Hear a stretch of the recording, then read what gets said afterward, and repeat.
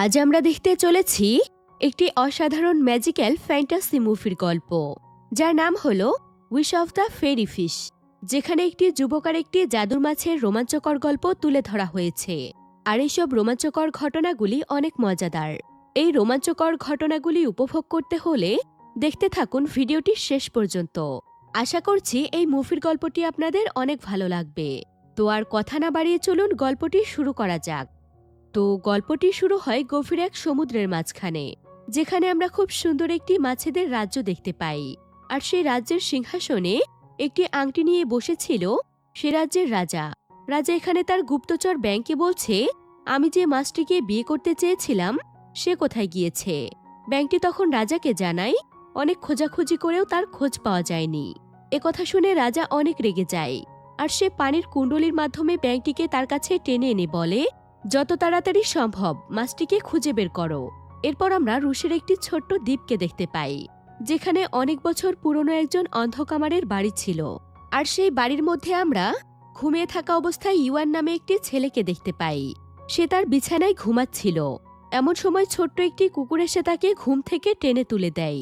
Yuan আসলে একজন সহজ সরল ছেলে ছিল, এমনকি সে অনেক বোকা প্রকৃতির ছিল।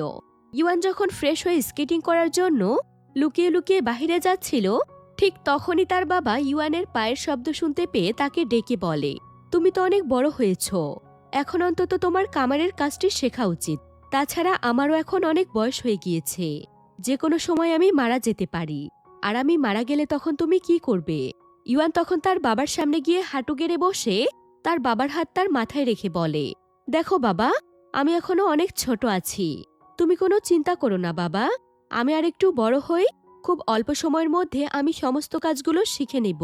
তার বাবা তখন তাকে বলে, আমাদের খাওয়ার জন্য মাছ ধরে নিয়ে এসো। ইওয়ান সঙ্গে সঙ্গে খুশি মনে মাছ ধরতে চলে যায়, কারণ মাছ ধরা ছিল তার অনেক পছন্দের একটি কাজ। তাই ইওয়ান তার সঙ্গে একটি বালতি এবং বড়শি নিয়ে স্কেটিং করতে করতে মাছ ধরতে বেরিয়ে পড়ে। সে তার বাড়ি থেকে কিছু দূরে অবস্থিত বরফে ঢাকা একটি নদীতে যায়, আর সেখানে ইওয়ান বরফে একটি গর্ত করে মাছ ধরার জন্য নদীতে বড়শি ফেলে। ঠিক সেই সময় সেই গর্তটি থেকে অনেক জোরে জোরে পানির বুদবুদ উঠতে শুরু করে। ইওয়ান এটা দেখে ভয় পেয়ে পিছিয়ে যেতে থাকে। আর তখনই সেই গর্তটি থেকে বিশাল বড় একটি পানির কুণ্ডলী বেরিয়ে এসে পানিটি ইওয়ানের উপর এসে পড়ে। আর সেই পানির কুণ্ডলীর সাথে একটি মাছ ইওয়ানের বালতিতে এসে পড়ে। আর মাছটিকে দেখে ইওয়ান অনেক খুশি হয়ে যায়। আর সে নিজে মনে মনে বলে, যাক, ভালোই হলো, আজ কোনো পরিশ্রম ছাড়াই খাবারের ব্যবস্থা হয়ে গেল। এরপর ইওয়ান মাছটিকে নিয়ে তার বাড়িতে ফিরে আসে। আর সে মাছটিকে তাড়াতাড়ি রান্না করার জন্য চুলার মধ্যে লাকড়ি দিয়ে আগুন জ্বালাতে থাকে। আর সে বলতে থাকে, আজকে মাছটি দিয়ে একটি স্পেশাল ডিশ রান্না করব। ঠিক সেই সময় ওই মাছটি বলে ওঠে, ও আচ্ছা, তাই নাকি? তুমি আমাকে কিভাবে রান্না করবে শুনি? একথা শুনে ইওয়ান তার নিজের কানকে বিশ্বাস করতে পারছিল না, কারণ সে মনে মনে বলছিল, একটি মাছ কিভাবে কথা বলতে পারে। ইওয়ান তখন মাছটিকে জিজ্ঞাসা করে, এইমাত্র কি তুমি কথা বললে? একটি মাছ হয়ে তুমি কিভাবে কথা বলছো? মাছটি তখন তাকে বলে, আমি শুধু কথাই বলতে পারি না, বরং আমি আরো অনেক কিছু করতে পারি। তুমি যদি আবার আমাকে নদীতে নিয়ে গিয়ে ছেড়ে আসো, তাহলে আমি তোমার যে কোনো 3টি ইচ্ছে পূরণ করব। একথা শুনে ইওয়ান বুঝতে পারে হয়তো এটা কোনো জাদুর মাছ, তাই সে অনেক খুশি হয়ে যায়। তখন সে মাছটিকে বলে, একটু অপেক্ষা করো, আমি এক এক করে আমার 3টি ইচ্ছের কথা তোমাকে বলবো। এটা বলে ইওয়ান বিছানায় শুয়ে পড়ে। আর শুয়ে মনে মনে বলে, আমার তো মাঝে মাঝে ইচ্ছে করে আমি আমার বিছানাতে শুয়ে পুরো শহর ঘুরে বেড়াই। ইওয়ান কথা বলতে না বলতেই সেখানে ঘটে যায় অবাক করা একটি ঘটনা। ইওয়ান দেখতে পায় হঠাৎ করেই তার পুরো ঘরটি হাওয়ায় ভাসতে শুরু করেছে। সে এতে কিছুটা ঘাবড়ে যায়। এটা দেখে সে মাছটিকে বলে, এসব কি হচ্ছে? মাছটি ইওয়ানকে বলে, কি আর হবে, তোমার প্রথম ইচ্ছেটি পূরণ হচ্ছে। তুমি এই না বললে তুমি তোমার বিছানায় শুয়ে পুরো শহর ঘুরতে চাও? ইওয়ান তখন বলে, এটা তো আমি এমনি এমনি বলেছি, এটা আমার কোনো ইচ্ছাই ছিল না। তখন মাছটি তাকে বলে, এখন এসব বলে কোনো লাভ নেই, আমি ইচ্ছের কথা বলার পরপরই তুমি এ কথাটি বলেছ, তাই এটাই এখন তোমার প্রথম ইচ্ছে হিসেবে ধরা হবে। এবার দেখা যায় ইওয়ানের বিছানাটি তাকে একটি গাড়ির মতো করে বাহিরে নিয়ে আসে। আর বিছানাটি তখন তাকে পুরো শহরটি ঘুরিয়ে ঘুরিয়ে দেখাতে থাকে। মাছটি তখন ইওয়ানকে বলে, যেহেতু তুমি বলেছ শুয়ে শুয়ে পুরো শহরটি ঘুরতে চাও, তাই বিছানাটি এখন তোমাকে পুরো শহর ঘোরাবে। তবে এসব কিছু দেখে ইউয়ান তার নিজের চোখকে বিশ্বাস করতে পারছিল না, কারণ তার বিছানাটি সত্যি সত্যি একটি গাড়িতে রূপান্তরিত হয়েছে। এখন এই বিছানাটিতে করে সে যখন সমস্ত জায়গায় ঘুরছিল, তখন শীতকাল হওয়ায় এবং বাতাসের কারণে সে ঠান্ডায় কাঁপছিল। তাই সে এখানে হঠাৎ করেই বলে ফেলে, কতই না ভালো হতো যদি এখন শীতকাল না হয়ে গরমকাল হতো। ইওয়ান একথা বলতে না বলতেই দেখা যায় আশেপাশের সব বরফগুলো আস্তে আস্তে করে গায়েব হয়ে যাচ্ছে এবং বরফ সরে গিয়ে সবুজ প্রকৃতি বেরিয়ে আসছে এবং দেখতে দেখতে শীতকাল চলে গিয়ে গরমকাল চলে এসেছে। ফলে সমস্ত জায়গার বরফ একদম গলে যায় এবং এখানে যে নদীটি বরফে ঢেকেছিল সেটিতেও এখন পুরোপুরি বরফ গলে গিয়ে পরিষ্কার হয়ে গিয়েছে।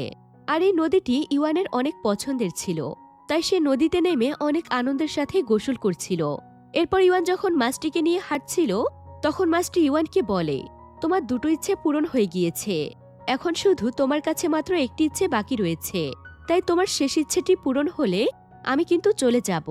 এরপর ইওয়ান মাছটিকে বালতিতে করে নিয়ে তার সাথে গল্প করতে করতে সামনের দিকে এগিয়ে যেতে থাকে। সেখানে মাছটিকে বলে, আসলে মানুষ ঠিকই বলে আমি নাকি অনেক বোকা, আর আজকে আমি নিজেই সেটার প্রমাণ পেয়েছি। শুধু শুধু আমি আমার দুটো ইচ্ছেকে কিভাবে নষ্ট করে দিলাম দেখো। আমি চাইলে তোমার কাছে অনেক বড় কিছু চাইতে পারতাম। একথা শুনে মাছটি ইওয়ানকে বলে, মানুষ সবসময় তার নিজের চিন্তাধারাকে অনুসরণ করে। আসলে এক একজনের মনের ইচ্ছা এক এক রকম।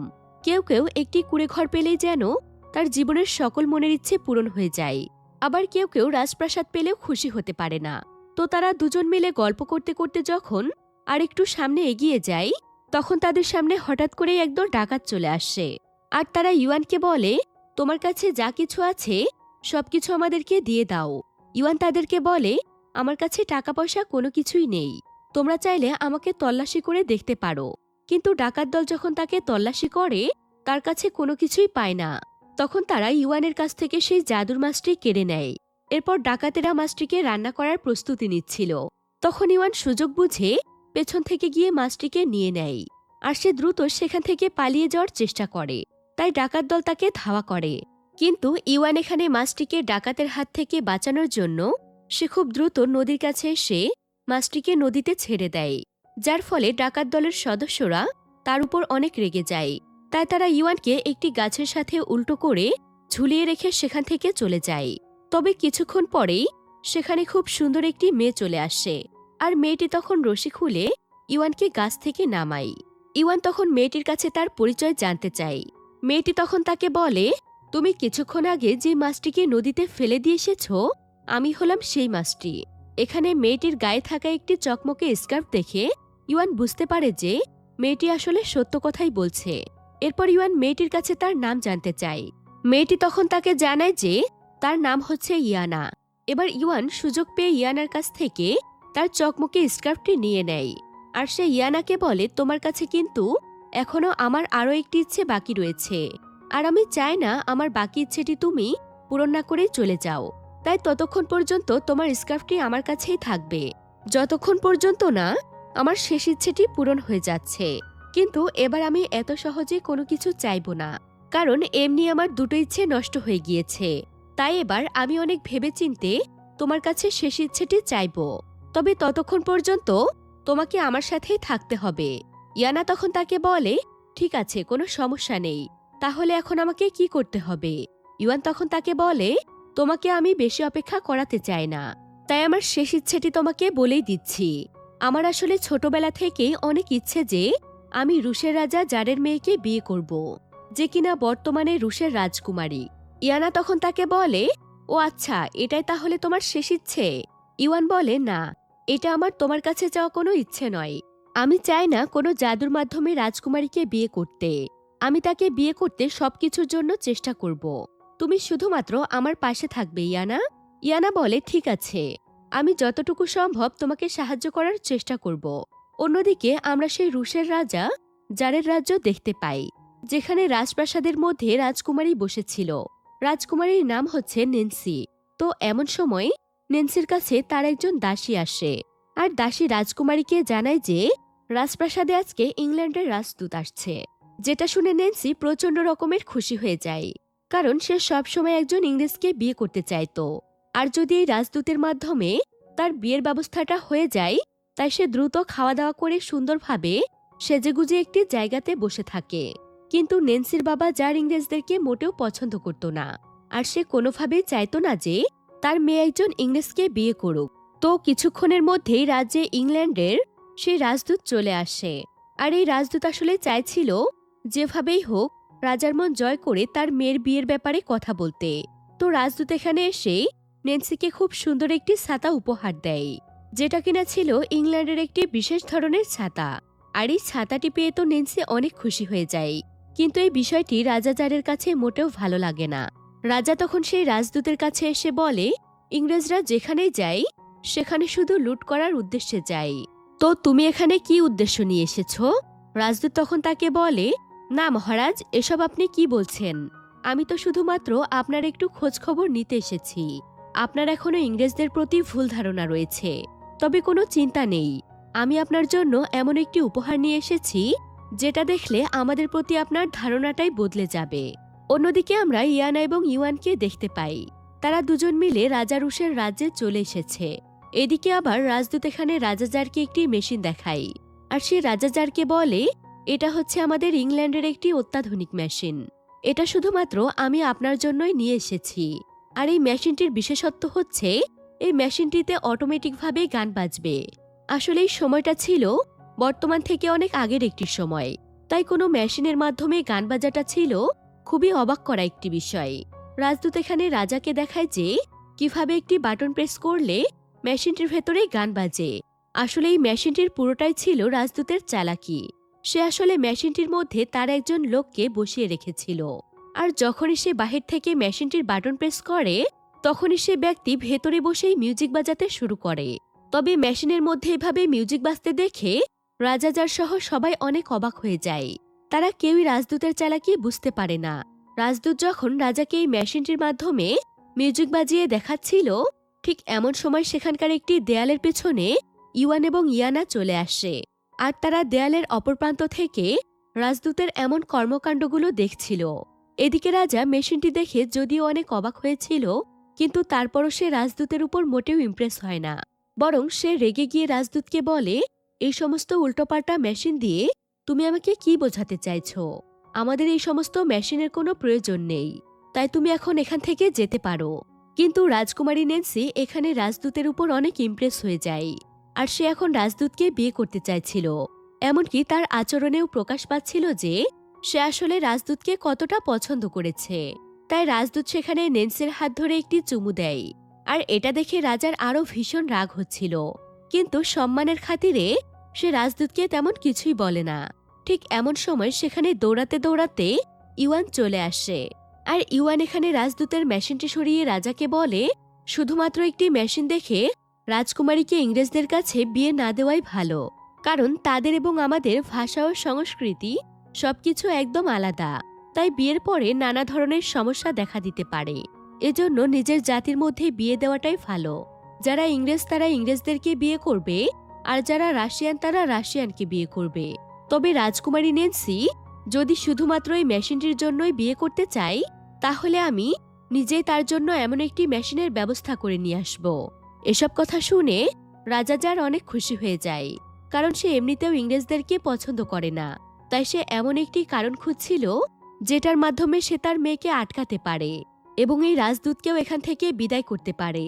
সেখানে ইউয়ানকে বলে, ঠিক আছে, তোমার কথায় আমি রাজি হলাম। যদিও আমি জানি এমন মেশিন রাজদূত ছাড়া কেউই আনতে পারবে না, তারপরও আমি তোমাকে একটি সুযোগ দিচ্ছি। যদি তুমি কোনোভাবে এমন একটি মেশিন আনতে পারো, তাহলে তুমি যা চাইবে আমি তাই দিব। ইউয়ান তখন রাজাকে বলে, আসলে আমি তেমন ঘুরিয়ে পেঁচিয়ে কথা বলতে পারি না, তাই আমি আমার মনের ইচ্ছেটি আপনাকে সরাসরি জানিয়ে দিতে চাই। যদি আমি কোনোভাবে এমন একটি মেশিন আনতে পারি, তাহলে আপনি কি আপনার মেয়ে নেন্সিকে আমার সঙ্গে বিয়ে দেবেন? রাজা জার তখন বলে, আমি জানি তুমি পারবে না, তবে তুমি যদি আনতে পারো তাহলে তুমি যা চাও তাই হবে। কিন্তু রাজার এমন কথা শুনে রাজকুমারী তো একদম অবাক হয়ে যায়, কারণ সে তো এটা ভাবতেই পারছে না যে তার বাবা কিভাবে তাকে এমন একটি ছেলের সঙ্গে বিয়ে দিতে চাইছে। তাছাড়া সে এখন মন থেকে ইংরেজকে বিয়ে করতে চাইছিল, তাই এই বিষয়টি নেন্সি কোনোভাবেই মানতে চাইছিল না। তবে রাজা এখানে তার লোকদেরকে বলে যে ইওয়ানকে নতুন জামা এবং জুতো এনে দিতে। কারণ ইওয়ান যেহেতু অনেক গরিব ছিল, তাই তার পোশাক আশাক খুব একটা ভালো ছিল না। এমনকি সে কোনো জুতো তো পরেইনি, বরং সে একজোড়া ছেঁড়া মোজা পরেছিল। তো ইওয়ান এবার সোজা ইয়ানার কাছে আসে, আর সে ইয়ানাকে বলে তার এখন এমন একটি যন্ত্রের প্রয়োজন যেটার ভেতরে অটোমেটিক মিউজিক বাজবে, আর সে চায় ইয়ানা তাকে এই যন্ত্রটি খুঁজতে সাহায্য করুক। কিন্তু ইয়ানা তাকে বলে, তুমি যে যন্ত্রের কথা বলছো এরকমই একটি যন্ত্র আছে, কিন্তু সেটা অনেক দূরের একটি গভীর জঙ্গলে রয়েছে, আর সেটা রয়েছে অদ্ভুত এক বিড়ালের কাছে, যার কাছ থেকে সেই যন্ত্রটি আনা অনেক কঠিন। কারণ আজ পর্যন্ত যতজন মানুষই ওই যন্ত্রটি আনতে গিয়েছে তারা কেউই সেখান থেকে আর জীবিত ফেরেনি। ইওয়ান তখন জিজ্ঞাসা করে সেটা কেন, আর সেখানে কি ধরনের ঝুঁকি রয়েছে। ইয়ানা তখন তাকে বলে, আসলে সেই জঙ্গলের মধ্যে যন্ত্রটি আনতে যে মানুষই যায়, তাদের যাওয়ার পর বিড়ালটি সেখানে সেই যন্ত্রটি বাজিয়ে দেয়।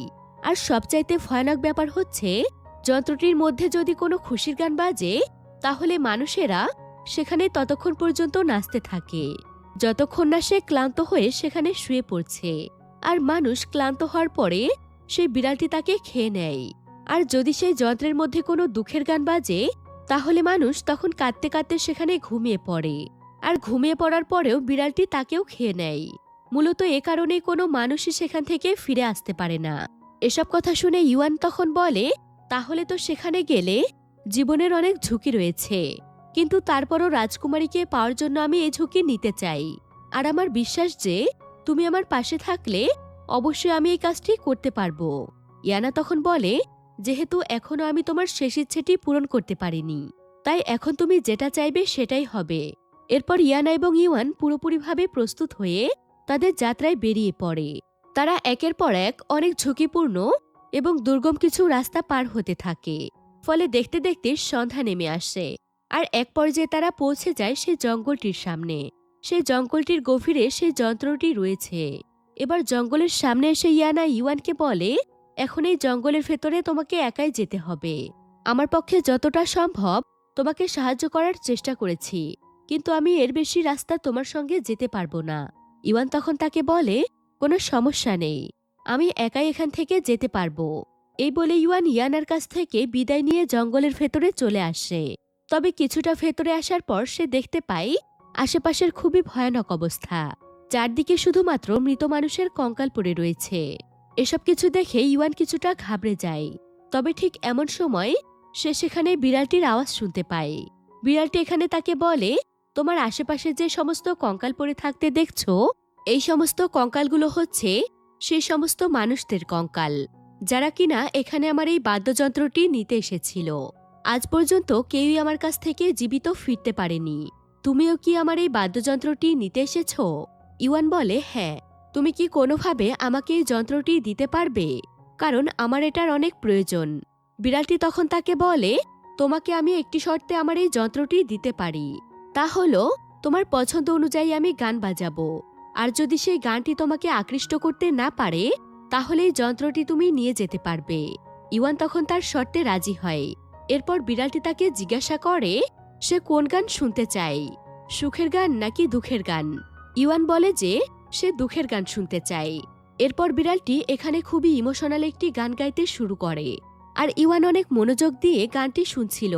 তবে অনেক সময় যাবৎ গানটি বাজার পরেও ইওয়ানের কিছুই হচ্ছিল না, বরং সেও এখানে বিড়ালটির সঙ্গে গানটির পরবর্তী লাইনগুলো বলছিল। এতে বিড়ালটি অবাক হয়ে যায়, আর সে ইওয়ানকে বলে, আশ্চর্য ব্যাপার, তুমি আমার এই গানটি কিভাবে জানলে? আর আমার এই গানটি কেন তোমার উপর কোনো প্রভাব ফেলছে না? ইওয়ান তখন তাকে বলে, আসলে অনেক ছোটবেলায় আমার মা মারা গিয়েছে। তবে মা যখন বেঁচে ছিল তখন তিনি সবসময় আমাকে এই গানটি শোনাতো, তাই এই গানটি আমার অনেক পছন্দের। তবে আমি এটা জানি না যে আমার মা কিভাবে এই গানটি জানতো। আর যেহেতু আমি এই গানটি অনেকবার শুনে অভ্যস্ত হয়ে গিয়েছি, তাই হয়তো গানটি আমার উপর কোনো প্রভাব ফেলছে না। তো এবার শর্ত অনুযায়ী বিড়ালটি হেরে যায়। তবে বিড়ালটি যখন ইওয়ানকে বলে, তুমি যদি আমার কাছ থেকে আমার এই বাদ্যযন্ত্রটি নিয়ে যাও তাহলে তো কোনো মানুষই এখানে আর আসবে না, ফলে আমি না খেতে পেয়ে মারা যাব, কারণ আমার কাছে খাওয়ার মতো কিছুই নেই। বিড়ালটির এমন কথা শুনে ইওয়ানের তার উপর অনেক মায়া হয়, তাই সে তখন তার থলে থেকে খাবার বের করে বিড়ালটিকে খেতে দেয়। আর খাবারগুলো পেয়ে বিড়ালটি অনেক খুশি হয়ে যায় এবং সে বুঝতে পারে যে ইওয়ান আসলে অনেক ভালো মনের একজন মানুষ। তাই সে ইওয়ানকে বলে, তুমি আমার এই যন্ত্রটি নিয়ে যেতে পারো, তবে তুমি কি আমাকে তোমার বন্ধু বানাবে? এই যন্ত্রটি নিয়ে যাওয়ার পর আমার কাছে খাওয়ার মতো কিছুই থাকবে না, তাই আমি চাই তুমি আমাকেও তোমার সঙ্গে নিয়ে যাও।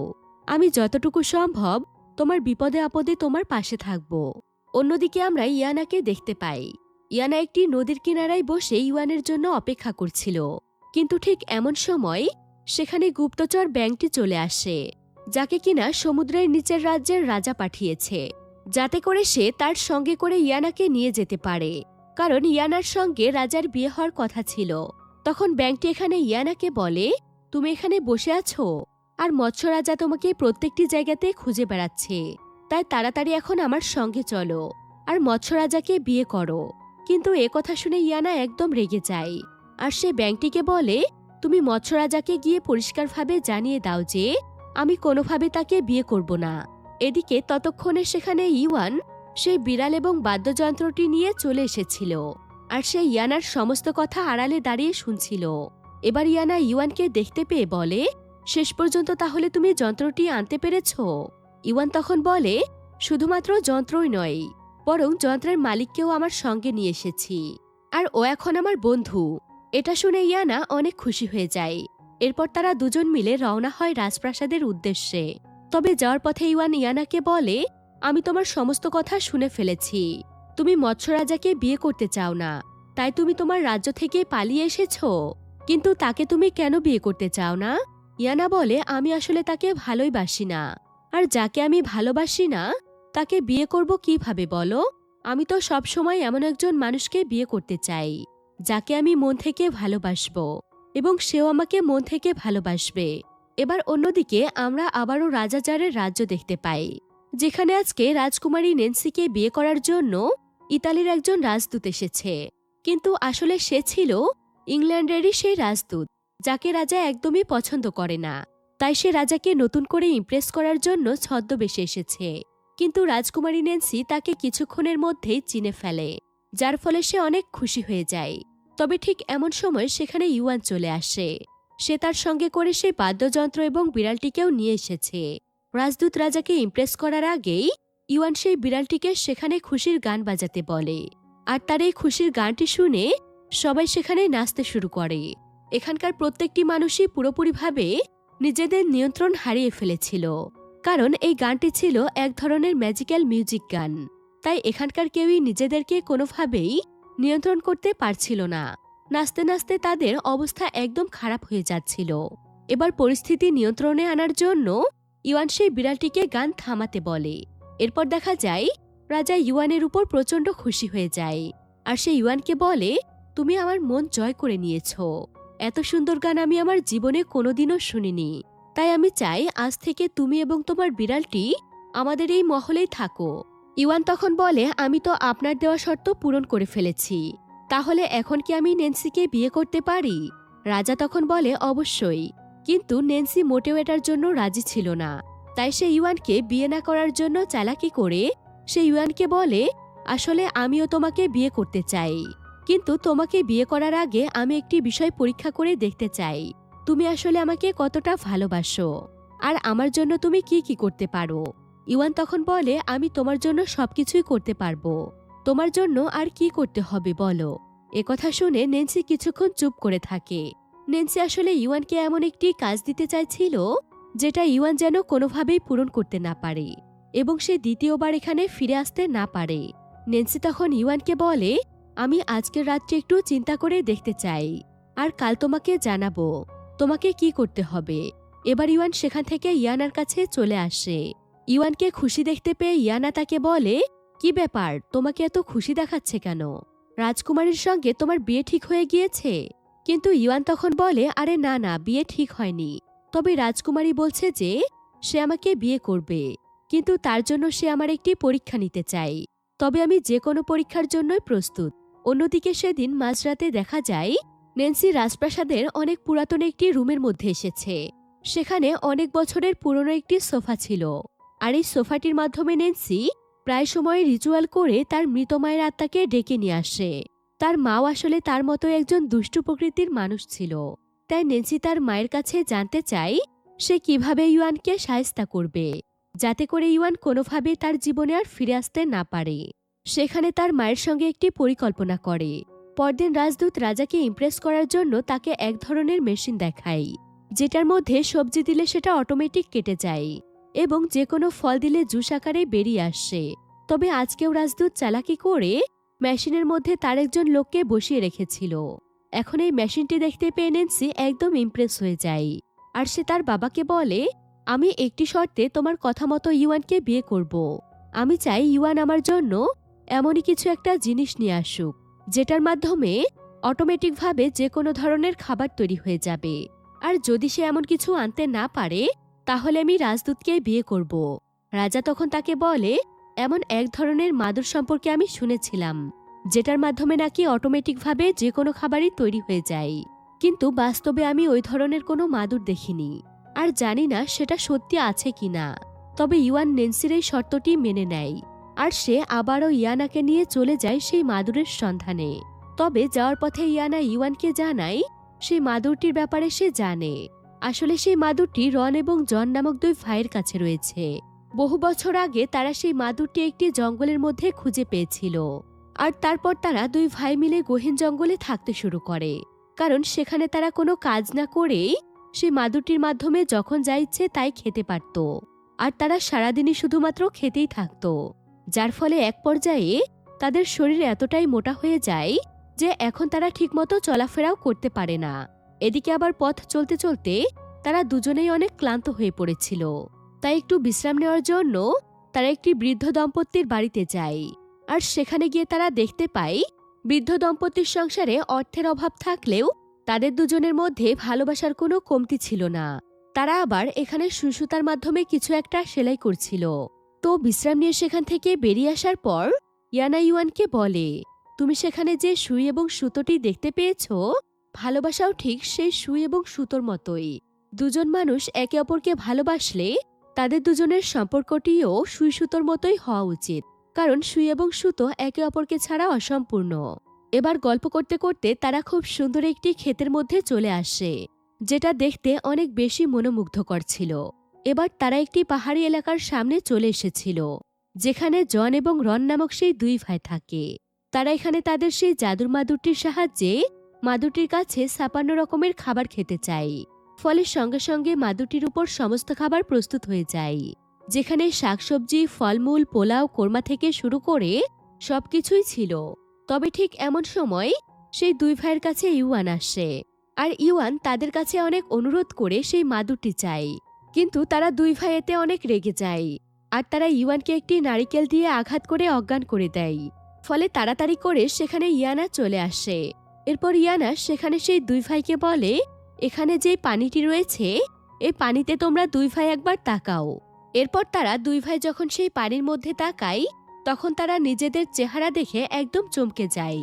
তারা তো বিশ্বাসই করতে পারছিল না তারা এখন দেখতে এমন দানবের মতো হয়ে গিয়েছে।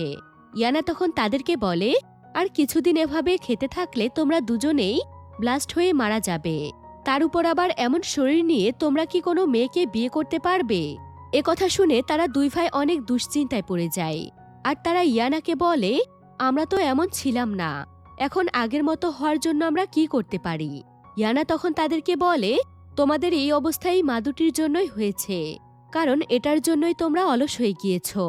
ফলে বসে বসে খেতে খেতে তোমাদের এই অবস্থা হয়েছে। তাই সর্বপ্রথম তোমাদেরকে এই মাদুরটি ফেলে দিতে হবে।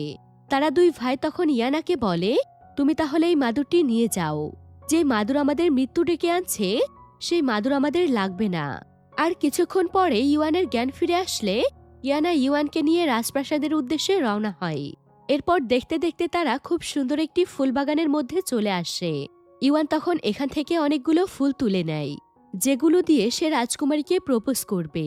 কিন্তু ইয়ানা এখানে তাকে বলে, তুমি এখন একটি বিষয় বুঝতে পারোনি, রাজকুমারী নেন্সি তোমাকে ভালোই বাসে না, এমনকি সে তোমাকে বিয়েও করতে চায় না।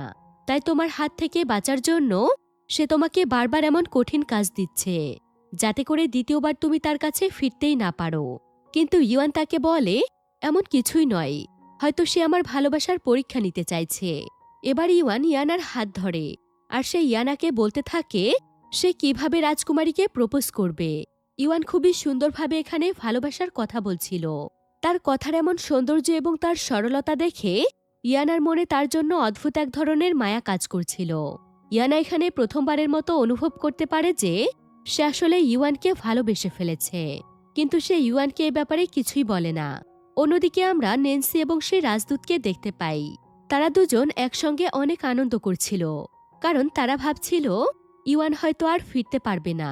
ঠিক এমন সময় রাজ্যে ইওয়ান ফিরে এসে রাজ্যের সমস্ত মানুষদেরকে বিভিন্ন রকমের খাবার দিতে থাকে। ফলে রাজ্যের সবাই একসঙ্গে উৎসব পালন করছিল। এবার রাজা এই সমস্ত কিছু নেন্সিকে দেখিয়ে বলে, এই দেখো রাজ্যের মানুষেরা ইওয়ানকে কতটা পছন্দ করে আর সে তোমার জন্য কত কিছু করছে, তাই ইওয়ানকে এখন তুমি নিশ্চিন্তে বিয়ে করতে পারো। কিন্তু নেন্সি এটা কোনোভাবেই চাইছিল না, তাই সে আবারও সেই পুরনো রুমটিতে গিয়ে তার মায়ের আত্মাকে ডাকে আর তার কাছে জানতে চায় যে এখন সে কি করবে। তার মা তখন তাকে আরও একটি পরামর্শ দেয়। এবার নেন্সি তার বাবাকে এসে বলে সে যত তাড়াতাড়ি সম্ভব ইওয়ানকে বিয়ে করতে চায়। সকলের মতো সেও ইওয়ানকে অনেক ভালোবেসে ফেলেছে, কিন্তু তার মায়ের কথা তার অনেক মনে পড়ছে, তাই সে চায় তার বিয়ের আগে তার মায়ের আশীর্বাদ পেতে। আর এটার জন্য ইওয়ানকে এখন একটি অন্ধকার দুনিয়াতে যেতে হবে, যেখানে মৃত মানুষের আত্মারা থাকে। কিন্তু সেখানে কোনো জীবিত মানুষের যাওয়াটা ছিল অসম্ভব। এখানে আরও একটি ব্যাপার রয়েছে, যদি কেউ এই দুনিয়ায় একবার প্রবেশ করে তাহলে কোনো মানুষই আর আসল পৃথিবীতে ফিরে আসতে পারে না। তবে রাজা এখানে খুব ভালোভাবেই বুঝতে পারে নেন্সি ইওয়ানকে বিয়ে না করার জন্য এমনটা করছে। সে বারবার ইওয়ানকে বিপদের দিকে ঠেলে দিচ্ছে, কিন্তু ইওয়ান এখানে আবারও তার কথায় রাজি হয়ে যায়। সে তার জন্য এই কঠিন কাজটিও করতে চায়। এরপর ইওয়ান সোজা চলে আসে ইয়ানার কাছে আর সে ইয়ানাকে এই সমস্ত কথা জানায়। ইয়ানা তখন বলে, তোমার সেই জায়গাতে যাওয়া মানে মৃত্যুকে ডেকে নিয়ে আসা, কারণ সেটা হচ্ছে একটি পৃথিবীর বাহিরের দুনিয়া। তবে ইওয়ান তখন বলে, তোমাকে এবার আমার সঙ্গে যেতে হবে না, আমি আর তোমাকে বিপদে ফেলতে চাই না, তুমি শুধু আমাকে বলে দাও সেখানে কিভাবে পৌঁছাতে হবে।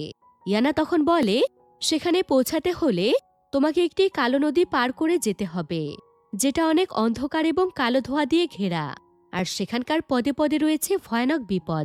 তবে সেই নদীটি পার হওয়ার পরেই তার সামনে একটি দরজা রয়েছে, আর সেই দরজার পেছনে রয়েছে অন্ধকার দুনিয়া। ইওয়ান তখন ইয়ানাকে নিয়ে প্রথমেই তার বাবার সঙ্গে দেখা করতে চলে যায়, কারণ সে যদি সে অন্ধকার দুনিয়া থেকে আর কোনোদিনও ফিরে না আসতে পারে। এখানে ইওয়ানের বাবা যখন ইয়ানার আওয়াজ শোনে তখন সে ইয়ানাকে বলে, তুমি কি আমার ছেলে ইওয়ানকে কোথাও দেখেছ? প্রায় কয়েকদিন হয়ে গেল আমার ছেলে বাড়িতে ফিরছে না। আমি চোখে দেখতে না পাওয়ার কারণে তাকে খুঁজতেও যেতে পারছি না। আসলে আমার না অনেক দিনের ইচ্ছে, আমি আমার সন্তানকে দু চোখ ভরে দেখব। এই পৃথিবীতে আমার ছেলেটা ছাড়া আমার আর কেউ নেই, কিন্তু আমি এটাই বুঝতে পারছি না আমার ছেলে আমাকে রেখে কোথায় চলে গিয়েছে। ইওয়ান তার বাবার এই সমস্ত কথা শুনে নিজের ভুল বুঝতে পারে। এভাবে তার বাবাকে ছেড়ে যাওয়াটা ঠিক হয়নি, তাই সে দ্রুত তার বাবার কাছে ছুটে আসে এবং তাকে জানায় যে সে অনেক বড় একটি কাজে যাচ্ছে, তাই তার বাবা যেন তার জন্য দোয়া করে, যাতে করে সে খুব শীঘ্রই তার কাছে ফিরে আসতে পারে। ইওয়ান তখন তার বাবার কাছ থেকে দোয়া নিয়ে ইয়ানার সঙ্গে বেরিয়ে পড়ে। তবে সে যাওয়ার পথে ইয়ানাকে বলে, আমার বাবা আমার জন্য অনেক কষ্ট করেছে, তিনি অন্ধ হওয়ার পরেও অনেক কষ্ট করে কামারের কাজ করছে। আমি তো আমার দুটো ইচ্ছে এমনিই নষ্ট করে দিয়েছি, তবে এখন আমি আর এমনটা করব না। এখন তোমাকে আমার তৃতীয় ইচ্ছেটি জানানোর সময় হয়েছে। আমি চাই আমার বাবা যেন তার দৃষ্টিশক্তি ফিরে পায়, এটাই আমার শেষ ইচ্ছে। একথা বলার সঙ্গে সঙ্গে দেখা যায় সত্যি সত্যি ইওয়ানের বাবার দৃষ্টিশক্তি ফিরে এসেছে। সে সবকিছু একদম পরিষ্কারভাবে দেখতে পাচ্ছে। অন্যদিকে ইয়ানা ইওয়ানকে সেই কালো নদীর কাছে নিয়ে এসেছে, যেখানে আবার একটি নৌকাও ছিল। তবে এখানে এসে ইওয়ান ইয়ানাকে বলে, তুমি আমার জন্য অনেক করেছ ইয়ানা, এমনকি তুমি আমার 3টি ইচ্ছে পূরণ করে দিয়েছ, তাই এখন তুমি মুক্ত। এই বলে ইওয়ান ইয়ানাকে তার সেই চকমকে স্কার্ফটি ফিরিয়ে দেয় আর তাকে সেখান থেকে চলে যেতে বলে, কারণ বাকি রাস্তাটি সে একাই পার হতে চায়। কিন্তু ইয়ানা তখন সঙ্গে সঙ্গে নৌকাতে বসে বলে, তুমি হয়তো একটি বিষয় এখনো বুঝতে পারোনি ইওয়ান, সেটা হলো তোমার এবং আমার সম্পর্ক এখন আর উইশের মধ্যে নেই। আমাদের দুজনের সম্পর্ক এখন সেই সুই এবং সুতোর মতো, যেটা একে অপরকে ছাড়া কোনো কাজেরই না। তাই আমাকে ছাড়া তুমি তোমার সেই কঠিন সফর পাড়ি দিতে পারবে না। এজন্য ততক্ষণ পর্যন্ত আমি তোমাকে ছেড়ে কোথাও যাচ্ছি না, যতক্ষণ না তুমি তোমার কাজে সফল হয়ে যাচ্ছ। ইয়ানার কথা শুনে ইউয়ান অনেক খুশি হয়। এরপর তারা দুজন মিলে সেই নদীটি পার হতে থাকে। এক পর্যায়ে তারা অনেক অন্ধকারে একটি জায়গাতে চলে আসে, যেখানকার চারপাশে অনেক ভয়ানক ভয়ানক মূর্তি ছিল। তবে তারা দুজন মিলে সমস্ত কিছু পার করে একটি ঘাটে চলে আসে, আর সেখানকার একটি দরজা দিয়ে তারা ঢুকে যায় অন্ধকার দুনিয়াতে। তবে এমন সময় সেখানে ক্রিস্টাল নামক একজন ব্যক্তি চলে আসে, আর সেখানে ইউয়ানকে দেখে বলে, জীবিত ব্যক্তি আমাদের এই অন্ধকার দুনিয়াতে কিভাবে আসলো? আসলে ক্রিস্টাল ছিল এখানকার সংরক্ষক। এবার ইয়ানা এখানে বলে, বাবা ওর নাম ইউয়ান, ও আমার সঙ্গে এসেছে বাবা। এটা শুনে ইউয়ান একদম চমকে যায়, আর সেখানে জানতে পারে ক্রিস্টাল হচ্ছে ইয়ানার বাবা, আর ইয়ানাকে সেই মাছের রূপে পৃথিবীতে পাঠিয়েছিল, যাতে করে ইয়ানা পৃথিবীর বিভিন্ন জায়গাতে ঘুরে ঘুরে তার জীবনে নানা বিষয়ে অভিজ্ঞতা অর্জন করতে পারে। এবার ইয়ানা এখানে তার বাবাকে জানায় সে এখানে রুশের রানীর সন্ধানে এসেছে, যে কিনা বহু বছর আগে মারা গিয়েছিল। তার বাবা তখন তাকে জানায় সে পৃথিবীতে অনেক স্বার্থপর এবং খারাপ একজন মানুষ ছিল। সে রাজার সমস্ত সম্পত্তি নিজের করে পেতে চেয়েছিল, এমনকি সে প্রজাদের উপর অনেক অত্যাচার করত। তাই তার আত্মা এখানে আসার পর কঠিন শাস্তি দেওয়া হয়েছে। তাকে অনন্তকালের জন্য না খেয়ে থাকার শাস্তি দেওয়া হয়েছে। এবার ক্রিস্টাল সেখানে রানীর আত্মাকে হাজির করে। এরপর ইউয়ান রানীর আত্মার কাছে তার মেয়েকে বিয়ে করার জন্য অনুমতি চায়, কিন্তু রানী এতটাই অহংকারী ছিল যে সে ইউয়ানকে অনুমতি দেয় না। ইয়ানা তখন তার বাবাকে কিছু একটা করতে বলে। ইয়ানার বাবা তখন সেখানে অনেক সুস্বাদু কিছু খাবার নিয়ে আসে, আর সে রানীকে বলে, তুমি অনন্তকাল ধরে না খেয়ে আছো, তাই নিশ্চয় তোমার খাবারের প্রয়োজন। যদি তুমি ইউয়ানের কথায় রাজি হয়ে যাও, তাহলে তোমাকে বাকি জীবন সুস্বাদু খাবার দেওয়া হবে। এভাবে খাবারের লোভে পড়ে রানী রাজি হয়ে যায়। অন্যদিকে আমরা রাজপ্রাসাদের একটি দৃশ্য দেখতে পাই, যেখানে মহলে সবাই মিলে খাবার খাচ্ছিল। তবে এমন সময় সেখানকার একটি ট্রের মধ্যে সেই দুষ্টু রানীর আত্মাকে দেখা যায়, আর সে সবাইকে জানায় সেই বিয়েতে রাজি, এবং সে তার মেয়ে নেন্সিকে ইউয়ানের হাতে তুলে দিতে চায়। একথা শুনে নেন্সি তো বিশ্বাসই করতে পারছিল না যে ইউয়ান এত কঠিন কাজকেও সম্পূর্ণ করে ফেলেছে। অন্যদিকে ইয়ানা তার বাবাকে ধন্যবাদ জানিয়ে তার কাছ থেকে বিদায় নেয়। এরপর সে ইউয়ানকে সঙ্গে নিয়ে সেই নৌকাতে চড়ে সেই কালো নদীটি পার হতে থাকে, আর মাঝ নদীতে এসে সে ইউয়ানকে বলে, তোমার সমস্ত কাজগুলো এখন সম্পূর্ণ হয়ে গিয়েছে। তাছাড়া এখান থেকে ফিরেই তুমি নেন্সিকে বিয়ে করবে। তবে তোমাকে একটি কথা জানাতেই হবে, আমি তোমার কাছ থেকে চলে যাওয়ার পর আমার কোনো স্মৃতি তোমার মনে থাকবে না, তাই আমাকে তোমার আর কখনো মনেও পড়বে না। তুমি আমাকে চিরদিনের মতো ভুলে যাবে, কিন্তু আমি তোমাকে সবসময় মনে রাখবো ইউয়ান। তখন ইউয়ান তাকে বলে, তুমি আমার জন্য যা কিছু করছো সেগুলো আমি কোনোদিনও ভুলবো না, আর তোমাকেও আমার সারা জীবন মনে থাকবে। অন্যদিকে নেন্সি সেই পুরনো রুমটিতে আসে, আর সে প্রচণ্ড রেগে গিয়ে তার মায়ের সেই সোফাটিকে ভাঙতে শুরু করে। কিন্তু এমন সময় তার মায়ের আত্মা সেখানে এসে তাকে বলে, আমি জানি যে তুমি আমার উপর অনেক রেগে আছো, কিন্তু আমি বহু বছর ধরে না খেয়েছিলাম, তাই খাবার দেখে আমি আমার লোভ সামলাতে পারিনি। তবে আমার কাছে তোমার এই বিয়ে বন্ধ করার আরও একটি উপায় রয়েছে। আমি আসলে ইউয়ানের ব্যাপারে একটি কথা জানি, সেটা হলো ইউয়ান এতদিন যে কঠিন কাজগুলো সম্পন্ন করেছে সে সমস্ত কাজগুলো সে একটি জাদুর মাছের সাহায্যে করেছে। আর তুমি তো খুব ভালো করেই জানো আমাদের রাজ্যে জাদু ব্যবহার করা নিষেধ, তাই তুমি খুব ভালোভাবেই বুঝতে পারছো তোমাকে এখন কি করতে হবে। এবার অন্যদিকে দেখা যায় সেই কালো নদী পার হতে হতে একদম সকাল হয়ে গিয়েছে। তবে ইউয়ান তখন অনেক ক্লান্ত হয়ে ঘুমিয়ে পড়েছিল। কিন্তু কিছুক্ষণ পর যখন তার ঘুম ভাঙে, তখন সে আর ইয়ানাকে দেখে চিনতে পারছিল না। তাই সে ইয়ানার কাছে তার পরিচয় জানতে চায়। ইয়ানা তখন তাকে জানায় সে একজন মাঝি, তাই সে তাকে নদী পার করতে সাহায্য করেছে। ইউয়ান তখন ইয়ানাকে ধন্যবাদ দিয়ে রাজপ্রাসাদের দিকে ফিরতে থাকে, কিন্তু যাওয়ার পথে তার বারবার মনে হচ্ছিল সে হয়তো কাউকে ভুলে গিয়েছে। এরপর ইউয়ান সঙ্গে সঙ্গে নেন্সির কাছে চলে আসে, আর সে নেন্সিকে বলে, যদিও আমি তোমার দেয়া সমস্ত কাজগুলো সম্পন্ন করতে পেরেছি, কিন্তু আমার কাছে কেন যেন মনে হচ্ছে আমি আর তোমাকে ভালোবাসি না। আমি হয়তো অন্য কাউকে ভালোবাসি, তবে সে কে হতে পারে সেটা আমি নিজেও জানি না। নেন্সি তখন ইউয়ানকে বলে, তুমি আমাকে একটি সত্যি কথা বলো তো, তুমি আমার জন্য যে কঠিন কঠিন কাজগুলো সম্পন্ন করেছো, সেই কাজগুলো কি তুমি একাই সম্পন্ন করেছো? ইওয়ান তখন বলে, না, কেন জানি আমার কাছে বারবার মনে হচ্ছে কেউ একজন জাদুর মাধ্যমে আমাকে সাহায্য করেছে। আর জাদুর কথা বলতেই নেন্সি তার রাজ্যের সৈন্যদের বলে ইওয়ানকে শাস্তি দেওয়ার জন্য, কারণ জাদুর ব্যবহার তাদের রাজ্যে পুরোপুরিভাবে নিষিদ্ধ। তাই ইওয়ানকে সেখানে মৃত্যুদণ্ড দেওয়া হয়। যদিও রাজা যার এমনটা কিছুতেই চাইছিল না, কিন্তু সে চাইলেও রাজ্যের নিয়মের বাহিরে যেতে পারছিল না। এরপর ইওয়ানের চোখে কাপড় বেঁধে সৈন্যরা ইওয়ানকে মেরেই ফেলতে যাচ্ছিল, কিন্তু এমন সময় সেখানে ইয়ানা চলে আসে। আর সে নেন্সিকে বলে নেন্সি তাকে যা বলবে সে তাই করবে, কিন্তু তার বিনিময়ে সে যেন ইওয়ানকে ছেড়ে দেয়। নেন্সি তখন ইয়ানাকে জানায় সে তার কাছে 3টি ইচ্ছে চাই। প্রথমটি হচ্ছে সেই রাজ্যের রানী হতে চায়। আর ইয়ানা যখন তার এই ইচ্ছেটি পূরণ করে দেয়, তখন নেন্সির মাঝে অনেক বেশি অহংকার চলে আসে। তাই সে তার বাবাকেও একটি জায়গাতে বন্দি করে ফেলে। এরপর সে ইয়ানাকে তার দ্বিতীয় ইচ্ছেটি জানায়। সে চায় ইংল্যান্ডের রাজা তার জন্য বিয়ের প্রস্তাব নিয়ে আসুক। এবার দেখতে দেখতে সেখানে ইংল্যান্ডের রাজার সেনাপতি চলে আসে, আর সে সেখানকার রাজার জন্য তাকে বিয়ের প্রস্তাব দেয়।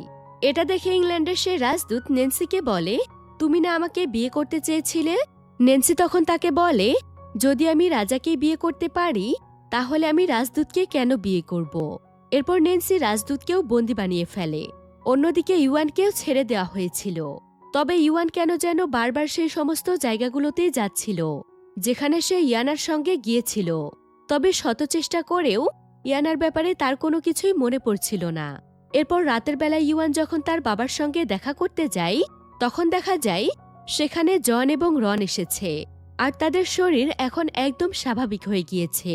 এবার ইওয়ানের বাবা এখানে ইওয়ানকে বলে, তুমি তোমার সঙ্গে ইয়ানাকে কেন আনলে না? গতবার তো তুমি ইয়ানাকে সঙ্গে করে নিয়ে এসেছিলে।